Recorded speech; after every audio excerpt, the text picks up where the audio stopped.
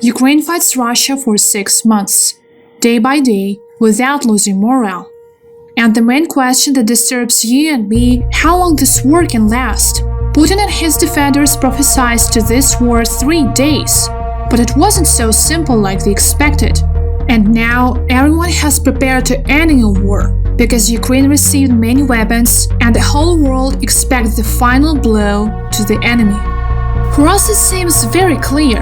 Ukrainian forces have luck on the battlefield, so long-awaited victory is close. But don't be sure. Watch this video till the end and you'll know possible scenarios how this war can end and the most important, when. While some people on social media say that Ukraine stands on the same place, let's see the real results. It's interesting, but Kremlin acknowledged Ukrainian offensive. But at the same time, Putin noted, Ничего мы не потеряли и ничего не потеряем. Ukraine managed to return dozens of territories, among them are Novovoznesensky, Vysokopilya and Balaklia. But Ukrainian forces are not only trying to return the territory. Ukraine blows up ammunition depots, command centers, vehicles, artillery pieces, and so on. Seems like a good result. Who knows, maybe when you watch this video, Ukraine will return a half of its territories. I hope so. Ukraine moved slow despite the USA and the West in general gave so much weapon. Why? Because of civilians who live in small villages. Ukraine cannot fire on its own people. That's why it's so hard to knock out Russians from Ukrainian territories. But I also noticed one thing. Ukraine has many weapons, Ukrainian soldiers trained by NATO, but on social media we saw little news about it. Have you noticed that? Now we can read more news about Ukrainian success. And I think because we didn't see active actions like we expected to see, this moving forward looked slower. In the end, Ukraine cannot reveal all its secrets. If it does, Russia will be prepared. So Ukraine kept secrets to prepare for offensive. Sad to admit, but really, a big territory under Russians. Ukraine's trying to encircle Energodar, but the main goal is Kherson. And if Ukraine manages to push Russians to the south, at least through the Dnipro River, it'll be a good breakthrough. Kherson is a strategically important town. It'll give the golden opportunity to control the river. But that's not so simple, because when Ukraine frees Kherson, Dnipro River will be a defensive line for Russians. It'll be very hard for Ukrainian forces to cross it, so Ukraine will try to circle this territory. Zaporizhia is over Kherson, and for the record, it's Ukrainian territory. If Ukrainian soldiers go straight from the south to Zaporizhia, they don't need to cross the river. They'll have the direct line to the Azov Sea. And there's right on this line is Crimea. We know that Ukraine hit Russians' weapons depots in Crimea. This was a demonstration that Ukraine has every intention of returning the peninsula. But that'll be later. And now Ukraine pushes front line in Donbass. According to this scenario, Ukraine has to return all this territory back before winter. It looked unreal several months ago. But now what Ukrainian soldiers do on the battlefield, oh gosh, that's impressive. Maybe they'll have success before winter, but for these fights Ukraine needs even more weapon than now.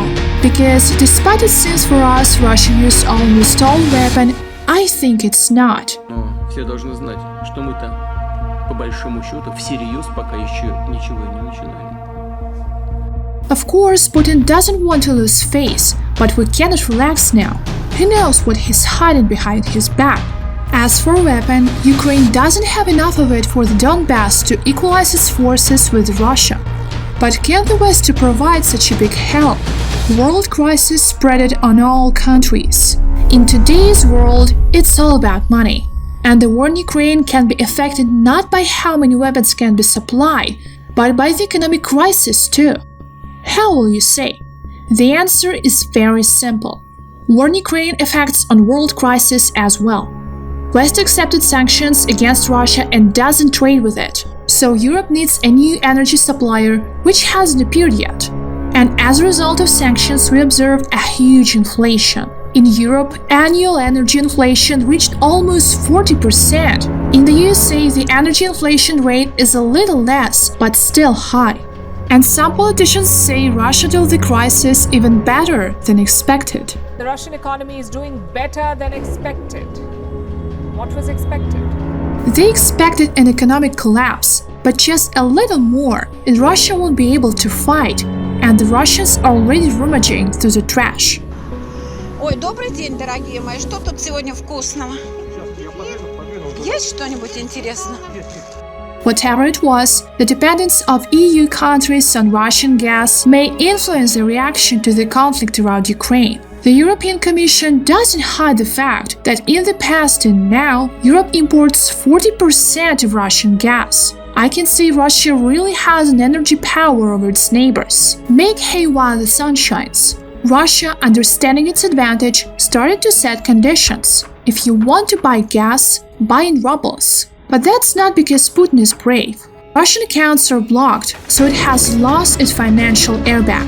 And these blackmail-out statements are attempts of Russia to stay afloat. But Europe is still dependent from Russia. And surprisingly, because of this and attempts of Russia to keep the ruble stable, Russian currency is growing. But let me tell you, it won't be long. For what I'm saying this, it means that everything is going to be really bad. Some European countries still receive Russian gas that affects the duration of the war. Slovakia and Austria get 100%, Hungary and Finland 80%, Germany 50%, but Spain, Latvia and Lithuania doesn't take any. The Europe searches ways how not to be addicted to Russian gas and receive it from Algeria, Norway or the USA. But Russia exports gas not only to Europe, it exports it to China, South Korea and India. Thanks to them and European countries, Russia still has buyers, hence money for war in Ukraine. That's why this economic collapse of Russia didn't happen. If at least Europe stopped buying Russian gas, it'll hurt Russian economy, and Russia will be off the market and can no longer to blackmail Europe. This will be a great moment to deliver the final blow and destroy the Putin regime. And the only way will be to surrender or start negotiations. Everybody's talking about negotiations, but I'm not sure that Russia will do that. And while the US has promised to deliver $1 billion worth of weapons to Ukraine, Putin had ordered the recruitment of more than 130,000 troops. That looks like a demonstration that war won't end soon. We saw a lot. Bombardings of towns, destroyed lives. It's silly to deny that Putin doesn't lead a full-scale war yet. He'll send more people, will use more weapons to destroy Ukraine. For Russian population, it remains special operation. And maybe he'll announce a real war. I think he won't. He doesn't want public disorders in the country. But it doesn't mean the strikes will be softer. It'll be hot. Putin left the best for later confrontation, which can unfold in the Donbass. And now we see Ukraine fights in 3 directions: Kherson, the east of Kharkiv and Luhansk region. But that's pretty hard. Because despite recent success on the battlefield, these territories border with Russia and there are no problems with weapon supplies. And if Ukraine tries to relocate and send part of soldiers and weapons from Kyiv direction to Donbass, Belarus can suddenly appear on the stage. This loophole of Ukrainian weakness will be an opportunity for Belarus to start war. In addition, it's very likely that Belarus start military actions. The movement of new equipment was recorded in Belarus in July of this year. Also, from recent news, it's known that the exercises and the grouping of fighters near the Ukrainian border still continue. From all this, we understand Belarus will be Russia's supporter. There are an active offensive from Russia lately, and unfortunately, it doesn't mean the war is over. If something goes wrong, there won't be active offensive from Ukraine in winter, so both sides will have time to recover and regroup their positions. And maybe in spring 2023 the new fights will begin.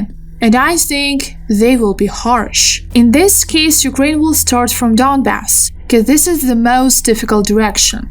Next will be Kherson region. And the last target will be Crimea, final cut of Russia from Ukraine.